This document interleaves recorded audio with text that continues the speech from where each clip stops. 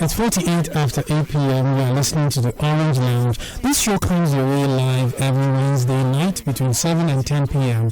on Radio Max 105.1 FM. I'm your host. My name is HKO. Just gone by was our tricky debate. We are now going to do our topic time.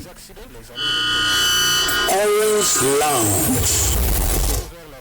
Okay, so on topic time, we take a topic that really should help strengthen certain relationship areas in our lives, and we deal with them dispassionately so that we all get informed and educated as such. Foundation. The support base to any structure rests on earth, the mother of all foundations.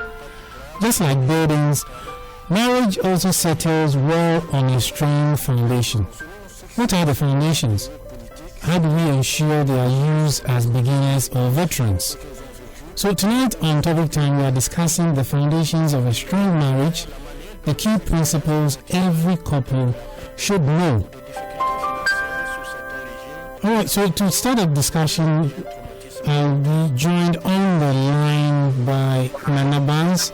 Nana Bans is a businessman and the branch manager of Golden Pride Savings and Loans at Takwa. Hopefully we can raise Mr. Innocent Asima as well.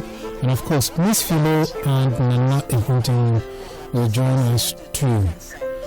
I have Nana Bans on the line already, so we're going to go now. Hello, Nana. Hello. Good. You sound very close. Yes. I'm online. Fantastic. It's good to have you again. Yes. They say the power crisis has been resolved, so hopefully it will be smooth sailing going forward because it is possible. The other thing is we really have to hope and believe. Okay. So let's take what I'm saying is indeed, what you are going to experience. Let's keep it alive. Yes, it does. Alright, so let's begin it this way. What is the principle of trust and how should couples apply it? Since from where I sit, it is one of those things to be considered as fundamental to any relationship. Yes, thank you so much, everyone, for giving to our parents. Of course, so as Rami said, it's a very key ingredient, cooking about successful marriage. So when we say the principle of trust, refers to the belief and the confidence in the honesty. When I say the belief and the confidence in the honesty, in the integrity, and also the reliability of a partner. So in the relationship, you can say that trust forms the foundation upon which emotional intimacy, respect, and collaboration are built. For couples, it means having faith in each other's intentions, words, and actions, and fostering a secure and harmonious partnership. Well, that is very, very important in a relationship. We can't do without trust. We can't do, and of course, trust is the foundation upon which every relationship is built. Even the regular do as a banker, we are what you call customer and banker relationship, and that one is totally built on trust. The person doesn't have any trust in you, how will the person, come and deposit his money, in your bank? So you realize that trust is very important as well in a relationship. So when we come to how couples can apply the principle of trust in their relationship, one way to do that is by being honest and transparent. Trust is both of honesty and transparency. When these two are out of the equation, or when these two are not existing in a relationship, it's difficult that that trust can be there. And for us to be able to be honest and transparent, one way to do that, we're able to share our thoughts, we're able to share our feelings. It's very important that when we are in a relationship, whichever thought that you have in your mind, be able to share it. whatever feeling that you have for your partner, be able to share it. And sometimes the experience that you have, sometimes when you send that pain from work, so accepting the experience that is very important to share with your partner. So if I return from maybe some business meeting, you tell people from church, from meditation gathering, maybe some old school reunion, maybe some funeral, you might have met an old friend, whatever. There are certain things that when it comes to you share with your partner. Sharing helps build trust. And one other way is to avoid hiding information or keeping secret that will harm the relationship. This is where sometimes both of us, we fall short. Sometimes we don't have, secret that we can't hide from. But it's very important that certain things that we share. It's not good to keep secret from your partner. It's very important because sometimes unwillingly it happens that sometimes your partner gets to know. Sometimes they get to know of this secret, and when it happens, it affects the trust that the partner has to. It's very important that you hide the secret, don't keep it, share with your whatever you share with your partner. And one other way is to also communicate. Of course, communication is very important to parents in a relationship. It should be effectively, communicate. Some of us we don't know how to communicate in a relationship. It's very important that we learn how to communicate. The more we communicate, the more we're able to express our feelings. The more we're able to also ask questions. The question we ask, the answer that is the response that we get sometimes helps to build a trust. It's sometimes to do away with any doubts, any thoughts that sometimes we have in our minds. It's really important that we try and communicate. So when our communication is effectively affected, when it's your time to talk with you, when it's your time to listen, you must also find a listen actively without judgment or being defensive. Sometimes somebody want to be defensive, but when you are correct to defensive, it's important that you put all this into to be able to build that principle of fact that we can speak about. One other way is to follow through on our promises. Myself, I don't love to be promised and to fail. Everybody loves to, when we promise someone, but it is very important that we keep our promise. And when we do that, it also builds the trust. When you keep promising your partner, if today I take you, this week I take out for shopping, and you come to weekend, maybe it's for program, that promise. Next time I take you out for dinner. At the time comes, you give a saving. The more you do that, the more that trust that the person has for you also reduces. It's very important that we say to our promise that we keep our promises. Okay. Yeah. And also to be glad to be consistent. Of course, just as I said, the promise keeping. We will be very consistent in certain things in our actions, in our work. Sometimes when we are, realize that the quality there and there, it also affect, that trust that we need in building the relationship. There are more that we can do. One other way, as I said, it's also to try to practice forgiveness. The necessary to, no matter what the time that your partner, might step on the foot, might offend you, very important that you forgive. When you forgive and you try to forgive, that's what the second do. The first thing to forgive, then try to forgive, it also helps to build trust, in the relationship. Okay. So trust is very important. Yes. Okay, so when I'm talking to you, mute your mic from your end so that it has smooth communication. And when you need to talk, you can unmute back. Right.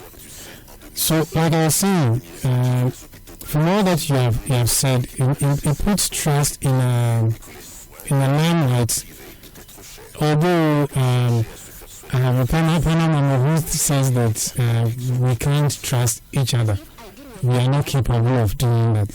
But from what you have espoused, it is important that as a foundation to a good marriage, we trust each other and make sure that we are applying it consistently to the growth of the relationship. Otherwise, it will always be like being scrutinized for things that you are doing honestly, but because you are not doing it on trust basis, it becomes a challenge for the relationship. Alright, okay. Now let's go on. So respect and then communication are also important, especially communication. But for most men, respect is very important. Now, how do these two make or break a relationship? First of all, let's look at how they break the relationship, and then we'll shift it to how they make a relationship work and work well. Okay, thank you, Henry. These two, respect and communication, as you already said, they are also very key in the successful relationship or marriage. When I was little, I heard a lot of things that were being said about respect, and then you want respect, the women also want to laugh. I do understand it, I don't know. Now I realize that it's very true, especially the men, you want the respect. You can still go to love you, but respect you, don't respect you, and get it all together. So it's very important that these two are there. If they are not there, it takes a lot of issues in the relationship for the marriage. So let's look at the ways that this can also break a relationship. Mm-hmm. One way is the relation of the past. Disrespect. Such as dismissive ways, to dismiss an opinion, sometimes berating your partner, looking down upon your partner. It destroys the trust. This is sometimes common. At certain times when another partner, I think a certain milestone, a certain state, that I'm person there, I'm up there. So even though we sit together, maybe to come, the other to a certain level, we are still down there. So they want to pay their partner. Sometimes they feel like I've been able to, I've done my master's, I've done my PhD, we are saying with either the SAT or maybe the degree. So there are certain comments they make. It is not accepted. They want to, dismiss these comments. Sometimes some of these things, it affects the trust. Alright? It affects the trust and the respect that you are talking about. When you do that, the partner feels disrespected. So that's one thing that you try to do as you. One other thing too is the poor communication. Such as lying. Sometimes you are caught, you play and you are being caught, you shouldn't lie. Because, admitting to the offense and apologizing and all that for making to move on, you still want to lie. The more you continue lying, it is after the respect and the communication. This thing will definitely break the relationship. And the other way that lack of respect and communication can lead to break relationship and frequent misunderstanding at home. When the couple don't understand each other, there are always misunderstanding, there are always quarrel, there are always issues. They hardly can be on the same page when it comes to discussion. Sometimes when the little issue can easily, lead to something worse. It's able to, handle issues, able to resolve issues amicably among ourselves. It's able to understand each other. We are partners before we get married. We need ourselves before we get married. We need ourselves. So we should go from that stage where we begin to understand, know each other, know the certain way that you use to say the partner feel offended, certain thing that you do, he or she doesn't, or he or she dislikes, and let him learn from them. And when we do these things, the little brother continues to go. They will have money, they will love. And when you feel each person will feel respected. This is a lot of time, this issue of misunderstanding. And it's not being properly handled or resolved. It's also going to collapse of the relationship. And one other one other way that can also lead to that is the emotional disconnect.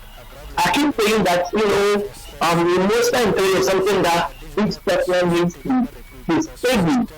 Something that we need to, it's a skill we need to, be able to acquire in university, because university tend to do with emotion. So can be able to understand the emotional pattern of your partner. Some of us are very emotional, but I'm very emotional. Alright? So for you to understand the emotional pattern of your partner, you have to get him emotionally, around certain things that maybe you watch something he sees. And then you understand the emotional pattern of your partner, you know how to handle, issues when it comes to emotion. And when we do that well, we all the relations are good. But when that is not properly handled, or when there's a disconnect, when it comes to emotional issues, that can also lead to the collapse of the relationship. That is, of course, it will lead to the respect, which will also lead to the collapse of the relationship. Alright. So, I've been joined by Miss Philosopher. She'll say a few to add to what you said about respect and communication, and then we'll jump into two more questions before we end our discussion on the topic time. Okay, so Miss Philo, respect and communication. How do they make a relationship tick? Okay, so my regards to Nana Mbai for the World Foundation. One of these days you meet him, okay? They said respect and communication are crucial components of a healthy and fulfilling relationship.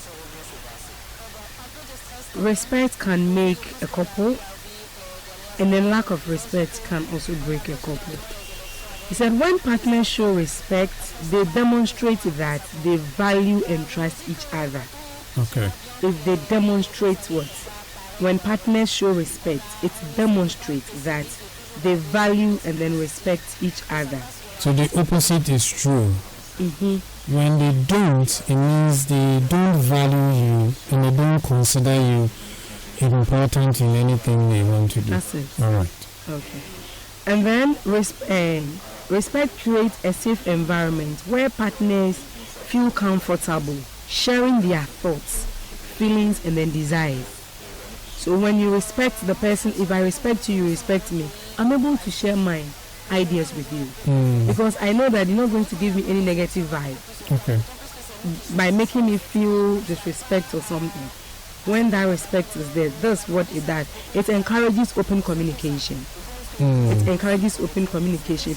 It fosters a sense of safety, and then it also builds trust. When respect is there, it builds trust. So it also encourages open communication. How does it encourage open communication? Respect promotes what? Open and honest communication by helping the partners to navigate conflict and then challenges. Okay, so which means that when you do respect your partner, you are not going to use insulting, harsh, and words that you cannot even recover from when it's used on you yourself. And then you see, when there are challenges, because there's respect, you still give him that respect. Even though there are challenges, probably the man has lost his job, or he's not working, or how he used to take care of the home, things are not happening that way. Because there's that respect. Oh no, because we say this is the challenges you are going through. You overcome it with that respect. Yeah. And then one thing too, it strengthens the bond between the two of them. Mutual respect strengthens the bond between partners, creating a deeper and more meaningful connection. It strengthens the bond.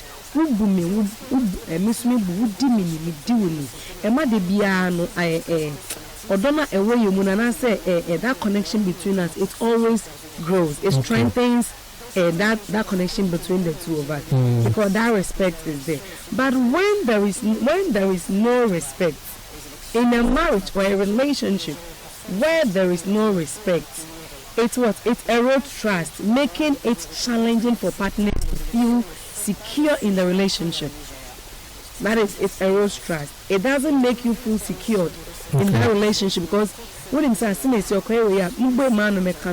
kind of filthy words the person may utter. I think I was on a platform, and then one guy was telling us about the challenges he's going through in a relationship. The lady can just insult him from head to toe, even to the extent of box and our tamano cran. When there is that thing. Are they boyfriend, girlfriend, or they are married? No, they are not. Like they are dating too. And so she's showing her colors to So that's what the guy says he's going through. So you see, that one, he was asking, is it respect or what? So we're even asking, what does he also do that it makes... is love. It is love. I don't mind. And then it creates what? Indefensiveness. Lack of respect can lead to indefensiveness. Why am I saying? By making it difficult for partners to communicate effectively. Maybe I can't cry. The person will throw me off. Well, let me keep it to myself. So sometimes such people end up confiding in others. That is where issues in relationship goes out. Because the person thinks that even me coming to you to voice it out, the person will throw me off or use some vulgar words which I can't even use it. At the end of the scene, there's a saying that when I don't know, being it angry or whatever, there are certain words that when it come out from our mouth, even after saying sorry, you can never erase that. The kind of damage it creates or it causes, you can never erase it. And then one thing too, when there is disrespect in relationship, how it can also break the home is it fosters resentments. Okay. It's a chronic disrespect. That is chronic. It has become part and parcel of you. Constantly disrespecting the person. Always looking down the person. Whenever the person makes the little mistake, the person will make, you just use those vulgar words on the person. I think, you see, I don't know whether you've had you have witnessed such an environment before. Sometimes even you can wonder, you'll be like, into Bema we pan the Tiska Kowari or Bowie, and then to Bowie pan a Bowie Beman, that's about when that Bema we see. Sometimes you end up asking certain questions when you live in an environment where this kind of disrespect thing goes on. So it's a chronic disrespect can foster resentment. About love. How can it foster? Leading to what? A toxic and unhappy relationship. The word is toxic and unhappy relationship. Okay. When there's disrespect. And then it also damages what? Emotional well-being. By prolonging By prolonging exposure to respect can damage a partner's emotional well-being, leading to anxiety, depression, or low self-esteem.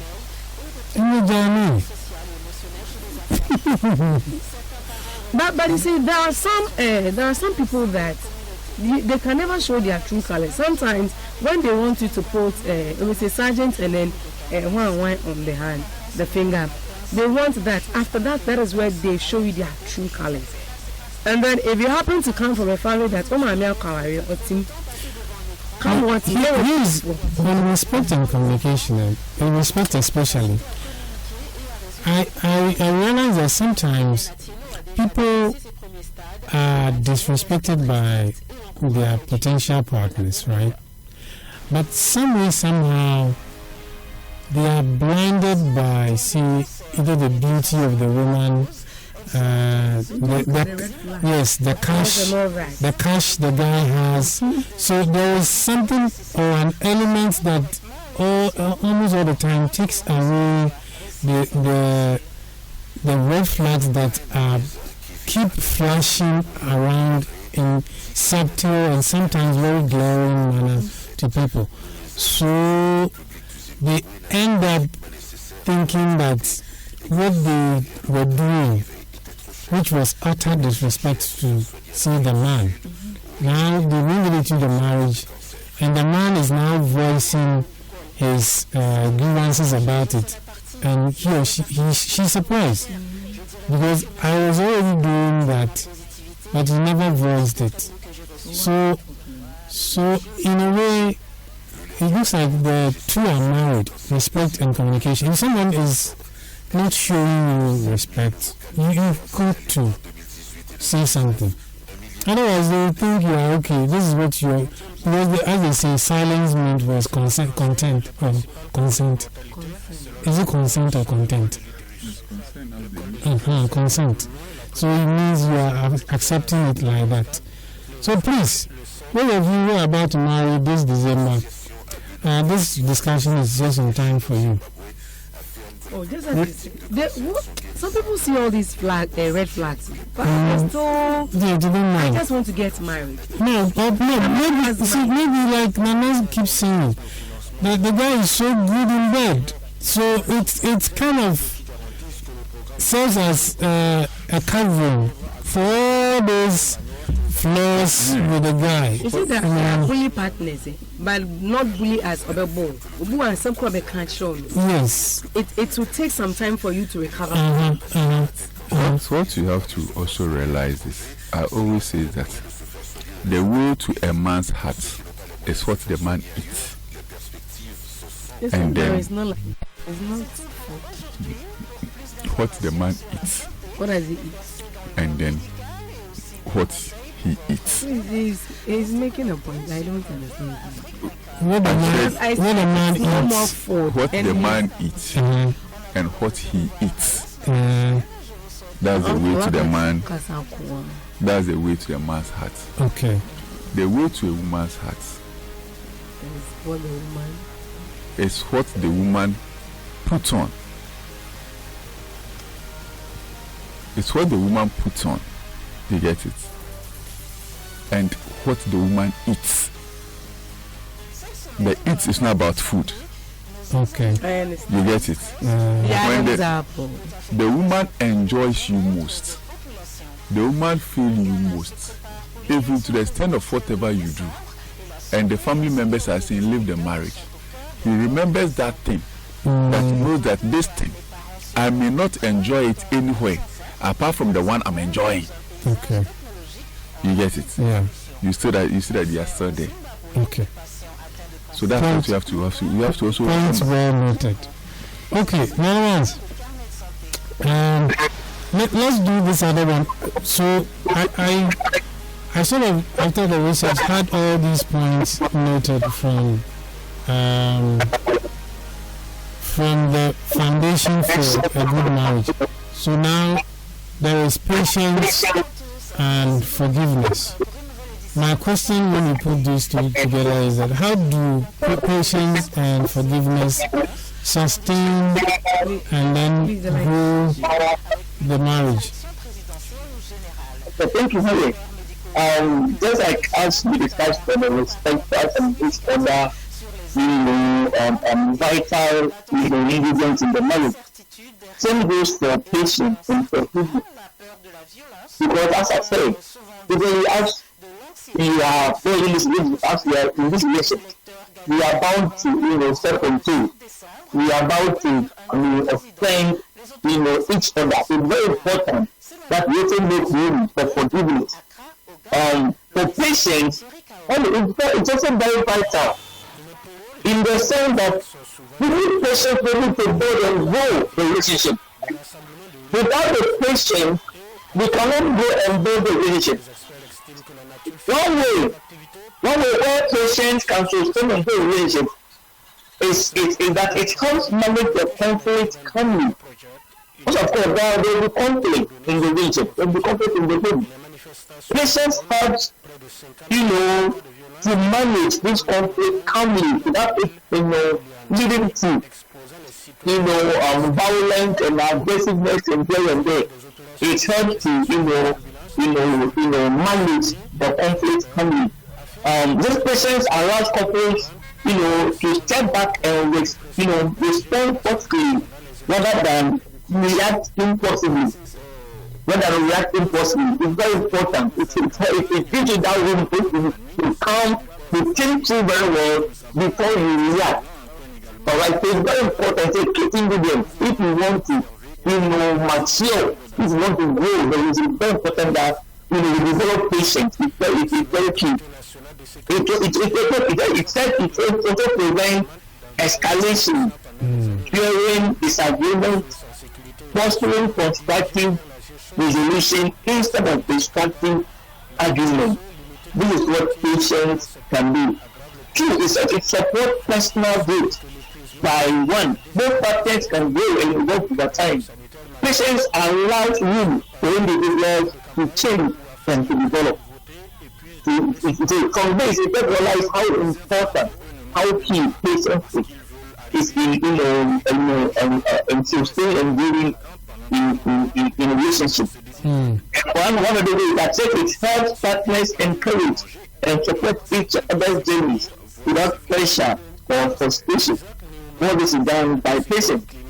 This is it builds emotional resilience. By one, patience creates a buffer during difficult times, enabling couples to weather challenges like financial stress, parenting struggles, or health issues without losing hope or turning against each other. There are times that we encounter with our health, in our finances. When this element of patience is there, it helps to persevere. It helps to overcome all these challenges when there is patience. Without patience, we realize that there will be stress, there will be anxiety, there are a lot of issues will be getting up at that. When patience is there, we're able to handle these issues and handle them very well. And one other, avenue where patience can sustain and build marriage is that it promotes understanding. It promotes understanding, because you take your time to analyze issues, because it tells them to react impossibly, because it takes time to think through very well, able to take one life and come up with the best solution, to come up with the best idea that will help in that situation. It will help promote understanding in the relationship. And I believe this few instances I've mentioned, when we apply them, I believe we'll be able to sustain and grow our relationship. Okay. So, Ms. Philo, how about forgiveness? Okay, so forgiveness. How do you use forgiveness to sustain and grow your relationship? How we say one way, or one of the ways, or some of the ways that we can use forgiveness to sustain or grow our relationship is that forgiveness allows couples to heal. They heal from their past hurts, and then they move forward, realizing resentment and releasing resentment and anger. If you err, I forgive you. So whatever you felt, that thing is gone. Now we move forward. That there is no anger. It's washed away because I've forgiven you.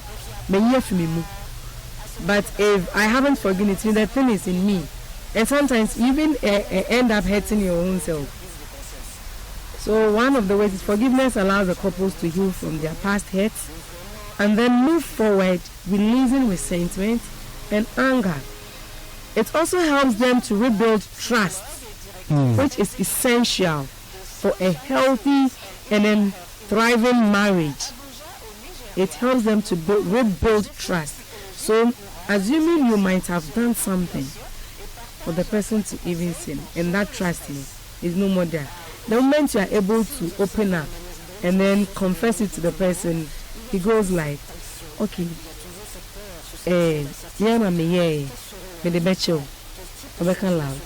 when I want to say love, I'm not coming to say love. I wanted to find out. Let me finish. I just want to find out something from her because she said something about forgiveness. That is forgive and forget. But it's difficult it's easy to forgive. But difficult to forget. I was talking about forgiveness. So if you forgive the person, then you move on, which means you've forgotten the incident. No. Oh no. Okay. That's not what she's. You step on my toe. And I have to walk away. I don't stand. Move on. I don't so stand. You have to forget it. You don't have to remember that issue again. Well, it depends on it depends on the individual. It's a choice a person has to make, right? So Nana, please, whenever you forgive someone, whenever you revisit the issue, which means that it means you've not forgiven the person. Yes, you didn't do it wholeheartedly. Yes, so that's what I want to find out. Yes. Like I want it means to you didn't do it wholeheartedly. When you are forgiving someone, after forgiving, it has to be whole. After doing the whole heart thing, it means that no matter the situation, don't revisit the issue again. Do not revisit it. Okay. But is it even in the Bible? I want to find. Yeah, no. You know, this is about forgiveness and forgetfulness. The Bible doesn't even say to forget; it says to forgive. So meaning we can choose to bring issues back. We can choose to remember. The Bible doesn't say forgive and forget. Say forgive. This is tell us to forget. No, listen, please. When you forgive someone, we don't expect you to revisit that issue to create a problem again. That is what I wanted to find out, because when you read the Bible very well, when is it the one that they send the woman to sort and that kind of thing? When they were sending someone to the place, was it Moses that was pleading to God to forgive them? Moses one was the 10th commandment. No, is it? Sarah, Abraham and Sarah. It was someone that was going, and then the person pleaded to God that that God should forgive them. Is it Sodom and Gomorrah? Yes, Sodom and Gomorrah. The Sodom and Gomorrah. The one that was pleading to God, and God said what? Which means that the Lord that we all worship does not forget things. No, but Abraham went on then to ask that, what if you find, say, 10 people who are righteous? Will you still give them a second chance or another chance? But he said I will forgive them. Yes. But not I will forget it. The neighbors confirmed it. We are not talking about forgetting it. I just want to confirm. I think we can look at it this way. It's about telling yourself that this thing this person did hurt me, but I am willing to let it go and just move on. It doesn't mean that in my memory it is wiped off. No, it doesn't. It cannot be wiped off. That's how somebody needs to forgive. You need to forgive. You should forgive 7 times. 70 times. Yes. So because you forget, which means that the forgetfulness. I am saying that I just want to find out. Any normal human being has memory, so you will still have it in your head. Okay, so you can forgive, but you can't forget. Yes. So which means that anything the person does, you can revisit the past and dwell with it. And you see, the reason he said 70 times 7 or 7 times 70, because that is the number of times. Can you, in your all this wahala we have in this world, keep such things like that? You can't memorize that. You want to forget it. Yes, but what is what Nana Bansi is trying to say is that the Bible does not make it clear that you should forget it. But the Bible is also telling that 7 times 777 times. You should forgive. But the thing is that if person A offends you today, person B is likely to do the same thing to you another time. Person A should forgive the person A 777. 7 times, which is impossible, which makes you like. So you think I have to forget it. In a way, that's how. But you want the Bible, or you wanted Jesus to come out clearly to that. So I want him to do a I think when it's you who stop that. We are not debating.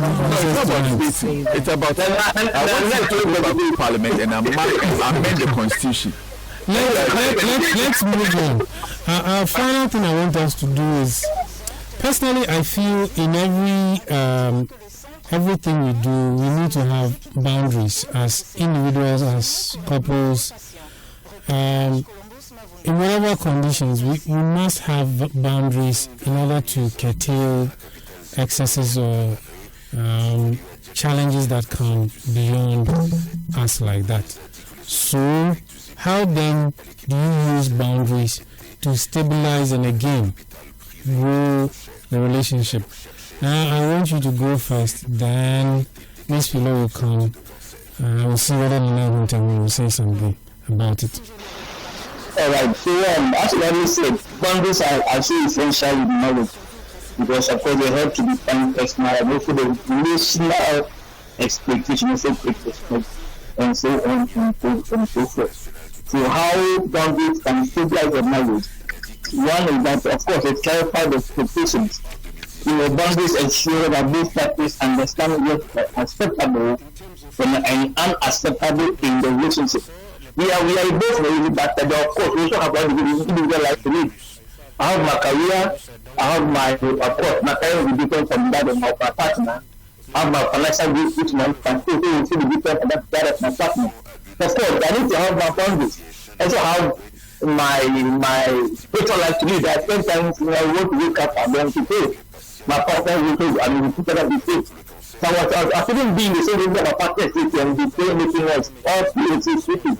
Okay, I need to understand, my partner's, boundaries and make the other place where I will be of nuisance to my partner. It all comes to boundaries. Of course, when it comes to my career, when it comes to my career as well, there are times that my budget things I want to do them. My partner also needs me. Of course, I'm allowed to communicate with my partner, understand that I have this thing, which is very genuine to be able to play this particular thing and put it when I went to work and present this particular report tomorrow. He give me this particular thing, which is what I'm done. Of course, these are boundaries that we need to clarify and set. And when it's well communicated and well understood, I believe it will help to stabilize and grow the marriage or the relationship.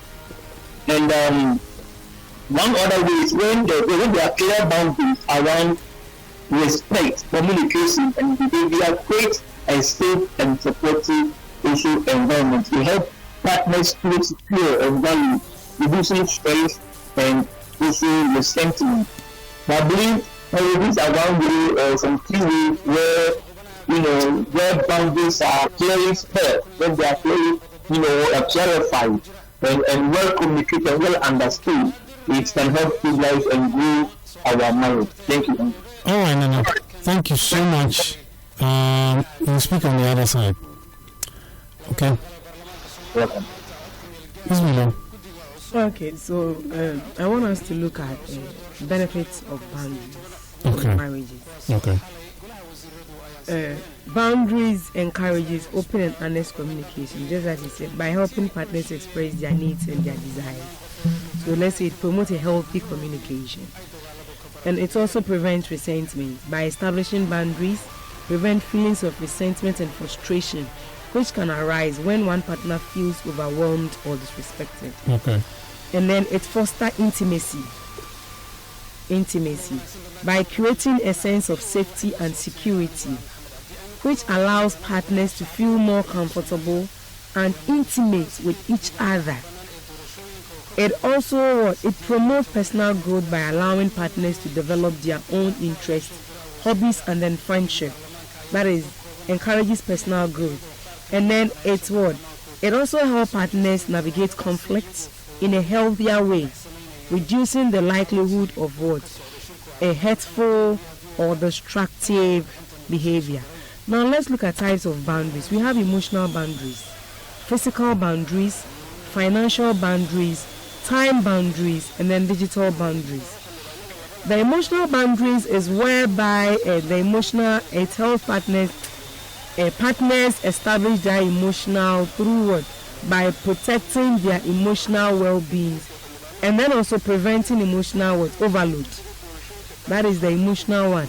You establish the emotional boundaries by helping partners to protect their emotional well-being and prevent emotional overload. The physical one is whereby the person, whereby there are the boundaries whereby personal space and physical touch helps partners feel comfortable and respectful. That is physical, so touch. Okay. And then we have the financial one. You establish financial boundaries. What benefits will it have on the couple? It will help the partners manage their finances effectively, and it will also help them reduce stress. Okay. The time boundaries is where partners prioritize their time and energy by ensuring they have enough time for each other and individual pursuits. So the digital one is where it's limited to those social media use or certain boundaries around technology like mobile phones, your laptops. You see, there are some homes when you go as if like they are not even couples. You see, like you see that everybody is on the phone. It's either this person is using the laptop or the other one is on the phone. There is no communication. Mm-hmm. So at least when you're able to set boundaries, no, when we get to the house, from work and we'll get to the house, please let's put our phone around this time to this time. Let's put our phones aside. Let's talk about us. Let's have that intimate conversations and that physical touch and all that. But if the person is even touching you and you are here going through your phone, how will you even respond to that? Mm-hmm. So you see, so the digital one is very, very necessary. And when you do that, it helps you to maintain a healthy balance between technology use and then quality time together. Having quality time together. So just as we said, these are some of the things that these are some of the boundaries, the types of boundaries that when we establish, it will help us stabilize and grow our marriages. Okay.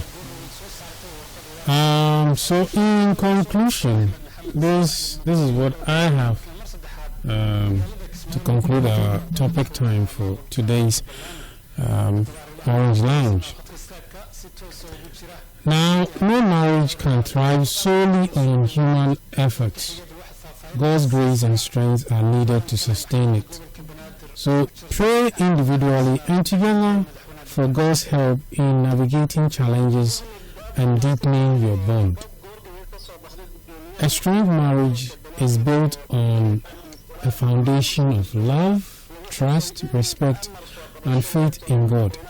By applying these principles consistently, couples can weather challenges, grow together, and enjoy a fulfilling relationship that glorifies God and stands the test of time. Topic time. So that brings us to the end of Topic Time on today's edition of the Orange Lounge.